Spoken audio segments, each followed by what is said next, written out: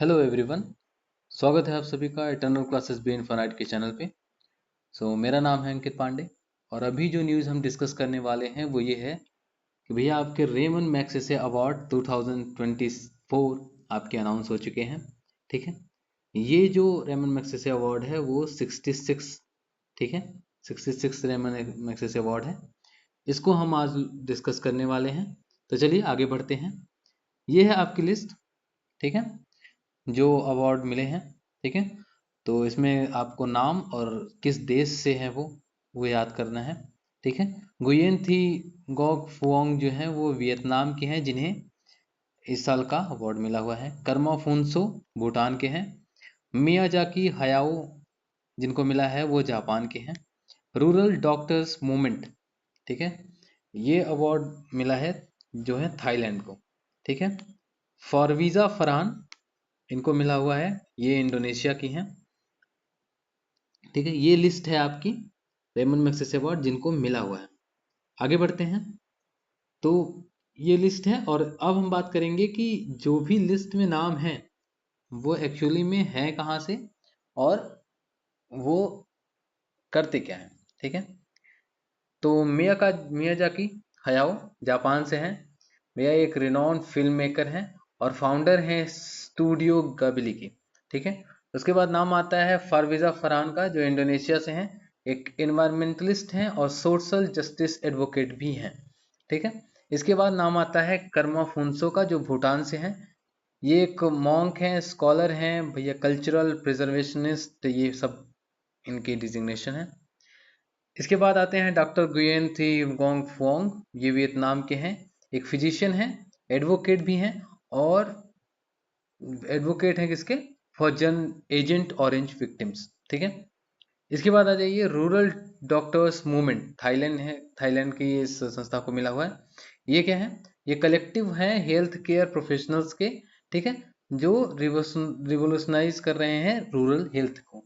ठीक है, तो रूरल हेल्थ गांव के इलाकों में आ, ये इनका एक मूवमेंट है। ये अवार्ड दिया कैसे जाता है, ठीक है, तो ये रिकॉग्नाइज किया जाता है for the exceptional achievement in government service, public service, community leadership, journalism, literature, creative communication, arts, peace, international understanding, emergent leadership. याद नहीं करना है इसको क्योंकि इसमें से जो ये 6 कैटेगरीज हैं इसमें से 5 कैटेगरीज को हटा दिया गया है। केवल इमर्जेंट लीडरशिप जो अवार्ड है वो अब भी दिया जाता है। ठीक है, इसके बाद याद रखना है कि नोबल, ये जो रेमन मैग्सेसे अवार्ड है इसको नोबल प्राइज ऑफ एशिया भी बोला जाता है।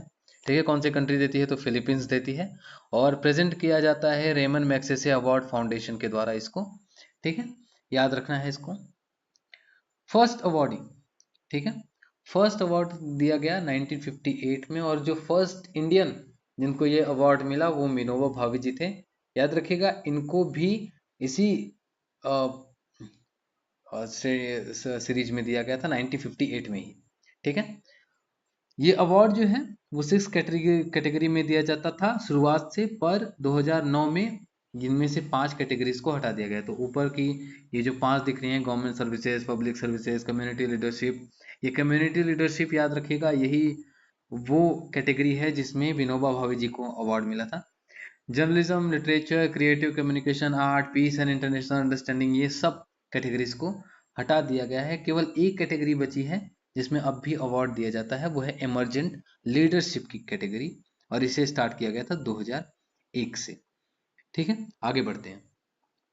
अब जब आया है विनोबा भावे जी का नाम, तो चलिए विनोबा भावे जी के बारे में भी कुछ जान लेते हैं।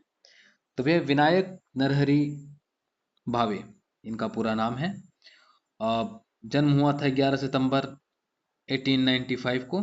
गागोडे बॉम्बे प्रेसिडेंसी में उस वक्त था, अभी इस समय महाराष्ट्र में है। ठीक है, अपने माता पिताजी के सबसे बड़े बच्चे थे ये। नरहरि शंभूराव इनके पिताजी का नाम और रुक्मिणी देवी इनकी माताजी का नाम था। ठीक है, आगे चलते हैं। आचार्य विनोबा भावे, ठीक है, क्योंकि ये गांधीयन है, ठीक है, गांधी जी को फॉलो करने वाले थे, तो नॉन वायलेंस एक्टिविस्ट थे, फ्रीडम एक्टिविस्ट थे, सोशल रिफॉर्मर थे, स्पिरिचुअल टीचर, ये सब विनोबा भावे जी थे। सारी लाइफ इन्होंने अपनी गरीबों को ठीक है, गरीबों की सेवा करने में बिता दी। विनोबा भावे फर्स्ट रिसिपिएंट, याद रखिएगा, फर्स्ट रिसिपिएंट है इंटरनेशनल रेमन मैग्सेसे अवार्ड। ठीक है, ये फर्स्ट इंडियन है इंडिया के। इनको मिला था कम्युनिटी लीडरशिप में, इस कैटेगरी में इनको अवार्ड मिला था 1958 में। ठीक है, इनको भारत रत्न भी मिला है, पर वो भारत रत्न इनको मरणोपरांत मिला था सन 1983 में। यहाँ पे देख लीजिए 1982 में इनकी वर्धा में महाराष्ट्र में इनकी मृत्यु हो गई थी। कुछ किताबें इन्होंने लिखी हैं, जैसे स्वराज्य शास्त्र, गीता प्रवचने और तीसरी शक्ति, द थर्ड पावर एक्सेट्रा, ये सब किताबें हैं इनकी जो इन्होंने लिखी हैं। ओके, आगे चलते हैं। तो ये सारी किताबें विनोबा भावे जी ने लिखी हैं। आज की ये न्यूज़ जो रेमन मैग्सेसे अवार्ड के लिए थी, ये याद रखिएगा, ये नाम आपको याद रखने हैं और किस कंट्री से हैं ये याद रखिएगा।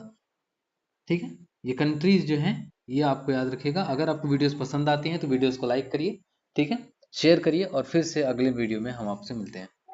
ठीक।